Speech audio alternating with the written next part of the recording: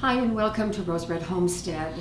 Our community focuses on self-reliance, food security, and emergency preparedness. And today's video is actually going to tap into all three of those things. Today we're going to try a great big fat experiment, something that I have never done before, because I would like to eliminate this type of bouillon from my recipes. Let me tell you why. I'll read you the first few ingredients.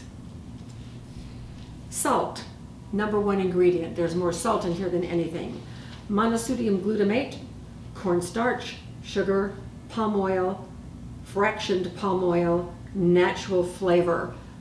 This is beef bouillon. I wonder if they just wave some beef over the top of it and call it good. I have no idea. But several of you have commented on how loaded this is with chemicals that we don't want, and I agree. So I would like to set that aside and not use it. What I do have is some of my home canned chicken bone broth. And so our experiment today is going to be freeze drying this, if we can get it to freeze dry, and then powdering it. And I don't suspect that it will be perfect in terms of replacing the bouillon, but we're going to find that out. And we'll get started when we come back in just a moment.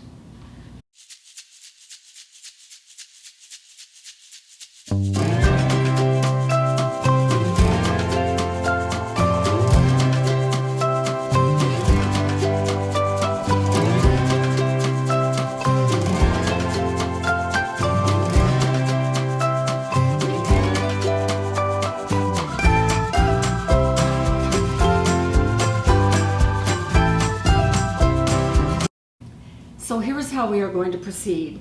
As you take a look at this bone broth, this has been out on our pantry shelves. I bottled this last October, so that's about 8 months ago, and I have quite a bit more. So chicken bone broth is really easy to make. I have a lot of it, so I'm going to try this. Now, as you take a look at this, there's really clear stuff up here at the top, but it's colored. And then down here at the bottom, there's some suspended solids. And so freeze drying will eliminate the water, which means the color part of this will stay. And then the solid particles here should turn into, well, I guess we will find out. So here's what we're going to do. We start everything in the freeze dryer completely pre-frozen. But I don't want to pour the broth in these trays right now and try to then take this out to our regular freezer. I'll spill it all over the place, including down my shirt. So we're going to go out to the freezer. We're going to put these trays in, and we're not going to show this on camera. It's no big deal. We're just going to put these trays in the freezer, and then once they are situated and level in the freezer, then we're going to pour 1 quart of this bone broth in each of these trays. And I've already tested 1 quart of liquid pretty much fills these trays to the top. Then we're going to let that freeze overnight, and then first thing in the morning we will put them in the freeze dryer, and that's when we'll bring you back. We'll be out in the lab first thing in the morning putting those in the freeze dryer, and then we will let them process for however long it takes. Since this is so much liquid, it's likely to take quite a while, especially since the freeze dryer is not as efficient when the weather outside, as it is right now, we're in the middle of an awful heat wave, is 107, 108 degrees. And so it's going to take longer than it ordinarily would because of the heat that gets in that room. So we'll come back at the end and we'll see what we have, and then we'll turn it into powder. And I'm excited about this because I have some special uses I want to try it for. So we'll see you in the morning with our frozen trays of chicken bone broth ready to go into the freeze dryer. Good morning. It was 90 degrees in the Kelvin lab when I came out this morning, and that means it's going to take a long time to do this batch. But right now, the temperature inside the freezer is 23 degrees, and we can go ahead and load the food. So we're going to do that. I just pulled the trays out of the freezer. They're frozen solid, and so you can tell our freezer is not level because it goes up to the rim right here, and there's quite a bit of space on this other end, but that is okay. So I'm going to just load these trays.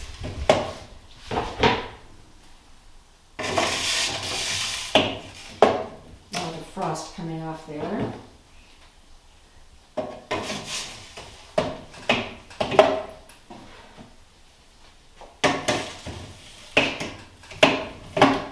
And putting the insulating cushion in place, closing the door. Now it says load food into freeze dryer, close drain valve. So I need to reach right over here and close the drain valve. And I've made sure that the water in the bucket from the last defrost has been emptied. So now all we do is continue. It's now 19. It's heading down. It'll go down to 40, 50 below, and then it will start back up, and that's when the sublimation starts. We're going to have a lot of frost on the inside because this broth is mostly water. And so here's hoping that we have a success. So it may be 24 hours or more before we come back and are able to pull these out. So we will see you then. It has been 26 and a half hours since we put the chicken bone broth in, and I think we have success. Take a look at what they look like. They are just now out of the freeze dryer. So they're all crumbly and wrinkly, and they are wafers, like wafers. And so there were a lot of solid particles in the bone broth, and we're going to now powder it, and I am going to weigh it. So I'm going to take the gram weights, and actually that's mass, but that's a technicality. So I'm subtracting the weight of the jar, and so we will know exactly how many grams of powder we have, and that will help me when we want to reconstitute it. I can do it then knowing that we put in 4 quarts of liquid, and so it will help in the reconstitution. So here's what we're going to do. I have this little tool that is exactly the right size for scraping this kind of stuff up. And so here we go. Oh my goodness, look, it just came all in one. So I've got to break it in pieces so I can get it into the blender here. And we'll do 1 tray at a time. Trying to get every crumb here.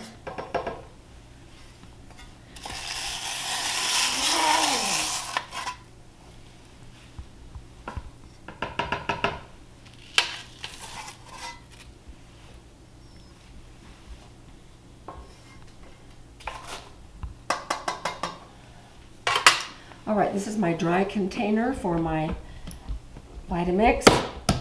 So let's see how it goes.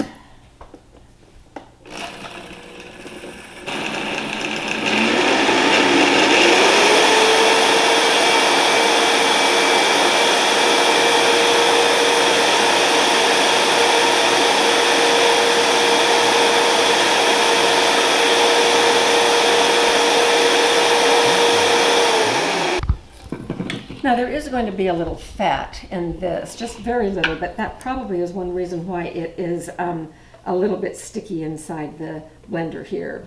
So I'm going to make our first addition to our jar here.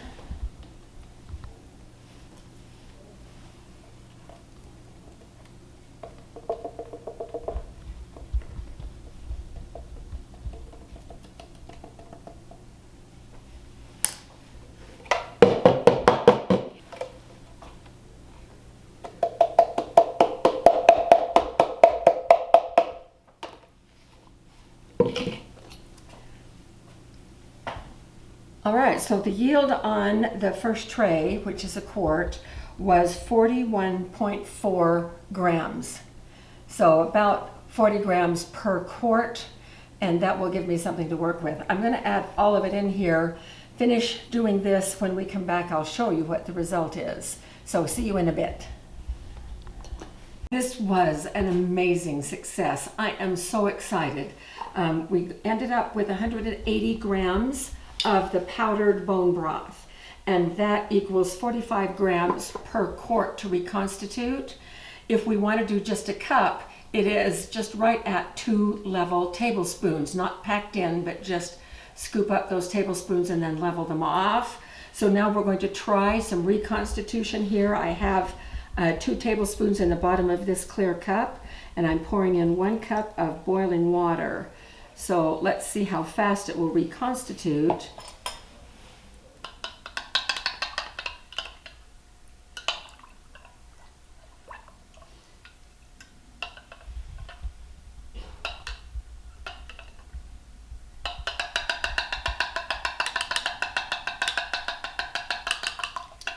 Okay, there are some solids still at the bottom that are taking a little bit more time. But mostly I just want to taste it. How good would this be? Now, of course, it's going to be 104 outside today, so this is not exactly what I would want to drink on a hot summer day, but on a cold winter day, or if I were feeling a cold coming on. Let's see how this is.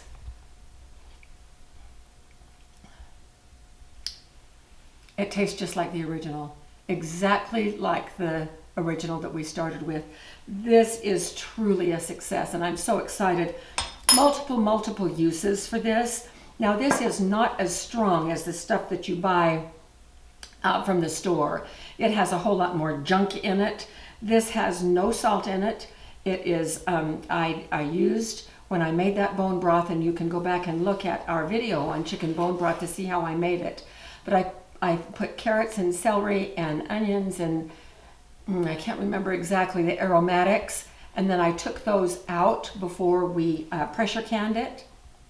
And so this is very wholesome and nutritious without any chemicals or things that would be adverse to our bodies. So this is pretty yummy. I might finish this, and it looks like, yeah, a lot more of it has dissolved. It will take a little bit more before all of it dissolves, but it would not be a problem if you are putting this in, using it as a base for soups or stews or something like that. So this has a little bit of fat in it, which means that it will not have as long a shelf life. I'm putting no preservatives in here like the commercial bouillon does. So I may end up keeping this in my refrigerator. Depends on how fast we use it. I would not keep this on my pantry shelf out where we have things in the garage for a year, maybe 6 months, because of the fat content. But I will end up putting this in a smaller jar, a pint jar, and vacuum sealing it. So congratulations to us. So I hope that you will find this useful and may be able to do it yourself. This is fabulous. This will be a wonderful addition to our food security and our self-reliance. So thanks for joining us with this experiment. I wish all of our experiments turned out this positive, and we will see you at our next video.